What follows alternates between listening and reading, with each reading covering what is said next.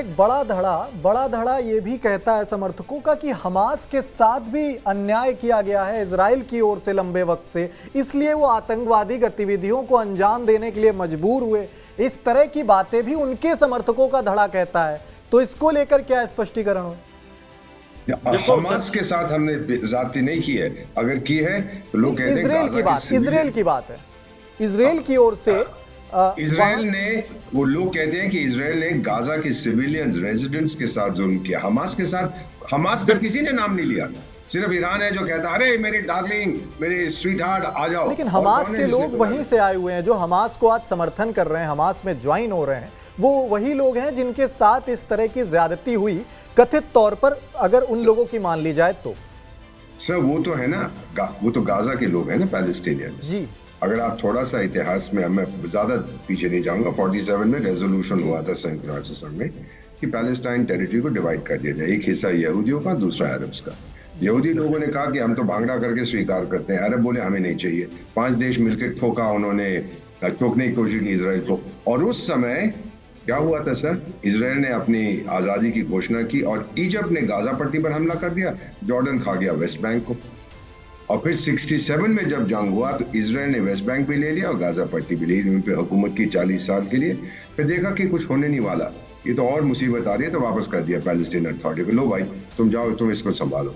फिर वहां पर यह हमास उठना शुरू हुआ और एक ही इलेक्शन हुई थी जिसमें हमास जीता और उसने पैलेस्टीनियन अथॉरिटी को बाहर निकाल दिया वहां से। उसके बाद कोई इलेक्शन नहीं। अब क्वेश्चन ये है, जनरल सेवात मुझसे बेहतर जानते हैं कि जो गाजा पट्टी के लोग हमास को सपोर्ट करते हैं सर, एक सवाल है, क्या प्रेम, उनके प्रेम के कारण सपोर्ट करते हैं या उनके डर से सपोर्ट करते हैं? कश्मीर में भी ये मैं सवाल पूछा करता था आतंक के हाइट पे कि यू आर सपोर्टिंग जो आतंकी है वहां पे, क्या उनसे डरते हो या उनसे मोहब्बत करते हो? किसी ने मुझे जवाब नहीं दिया इसका।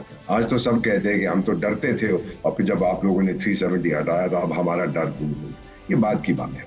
So situation today is who's going to rule that party? United Nations को भेजेंगे। वो यूनाइटेड नेशंस कौन है भाई? चंद्रमा से आया है, हमारे लोग वहां बैठे हुए हैं, हर जहां जाते हैं फेल हो गए। अभी उनका एक, वो तो मेरी परदादी की परदादी है ना, यूनाइटेड नेशन सोती रहती है न्यूयॉर्क में, खुराटे भरती है, फिर उठ के एक भाषण देती है, फिर सो जाती है। अभी उनका सेक्रेटरी जनरल अपने आप को कहता है, बेचारा बड़ा गरीब सा यूरोपियन है, वहां पहुंच गया, ह्यूमैनिटेरियन एड भेजनी। तो तेरे को बुलाया किसने? बेगानी शादी में अब्दुल्ला दीवाना। नॉर्मली उसके पास 2 वाक्य होते थे सर, सुनिएगा बड़े ध्यान से, 2 वाक्य होते थे जब कहीं पे भी जंग हो। पहला वाक्य होता था सीज फायर, दूसरा होता था रिस्ट्रेंट। इस बार नहीं बोला शांति, क्या उसने कुछ नहीं बोला। अब यहां गया है तो उसने बोला, क्योंकि उसको सेकंड टर्म चाहिए और अमेरिकी वीटो कर देंगे, गया बात। तो इस समय वो भी खेल खेल रहा है अपने, everybody is playing one game. रूस का खेल है, यूक्रेन में अमेरिका मुझे कमजोर करने की कोशिश कर रहा है, मैं अमेरिका को यहाँ कमजोर करने की कोशिश कर रहा हूं। चीन कहता है भड़काओ भड़काओ भड़काओ, ताकि जब मैं ताइवान पर हमला करूंगा कोई मुझे कुछ नहीं कहेगा। ईरान का ये खेल है कि सऊदी अरेबिया अपने आप को बड़ा चौधरी समझता है इस्लामिक दुनिया, मैं फॉर्म बनाने से 2 दिन दूर हूँ। फिर वो आपका पड़ोसी जो है बेवकूफ देश, वो कहता है कि एक न्यूक्लियर बॉम्ब, हमारे पास तो 500 ग्राम के न्यूक्लियर बॉम्ब है जनरल साहब, आपको मालूम नहीं था, आजकल बना रखे हैं उन्होंने, जेब में रख के घूमते कि 500 ग्राम का बॉम्ब है, वो हम जाके इजराइल पे फेंक देंगे, एक भारत पे फेंक देंगे। So everybody is looking at it from personal point of view. सिर्फ सर, और मैं गर्व के साथ ये कहता हूं कि भारत के प्रधानमंत्री, हमारे विदेश मंत्री doctor S Jaishankar, was the best in the world.